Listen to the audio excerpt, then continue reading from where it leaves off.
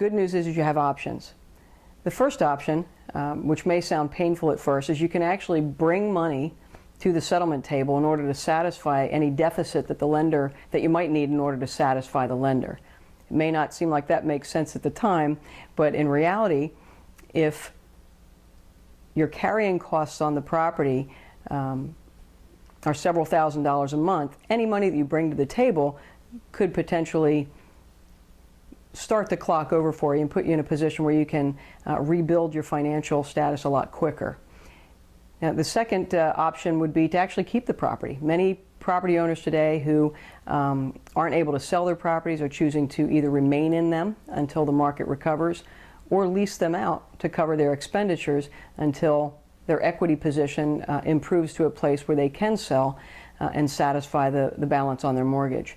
Another option might be to negotiate a loan modification with your lender.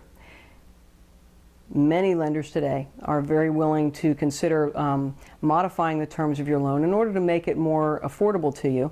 It's a very viable option, particularly if you've experienced a hiccup in your life, like a period of time where you were without employment, and now you're in a position where you can begin to rebuild. A loan modification may be a great option for you.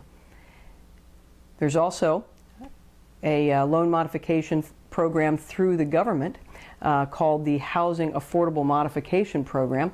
That particular program you have to qualify for based on your income and financial status, but it's a great program to help keep you in your home and make your payments more affordable by extending them over a longer period of time. Now, if you want to move, liquidate your property, you don't have cash to bring to the table, you have the option of negotiating a short sale with your lender. Many people today are entertaining the idea of short sale. There are tax allowances made right now that will allow you to do a short sale on your primary residence without any tax ramifications. So it's highly recommended if you need to sell your property that you negotiate a short sale with a lender before considering going to foreclosure. Your absolute worst case scenario is that you wouldn't be able to make your payments on a loan and then the bank would go to foreclosure. In order to avoid that, you do have the option of doing a deed in lieu of foreclosure. That's where you sign the property over to the bank prior to going to foreclosure in exchange for them agreeing to basically leave you alone and not go after you any further for any deficit that might occur in between the value of the property once it does sell and what you owe.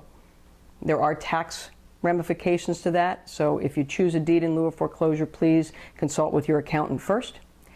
And then as a final step prior to foreclosure, bankruptcy may be an option for you. So the good news is there are options if you're upside down in your mortgage.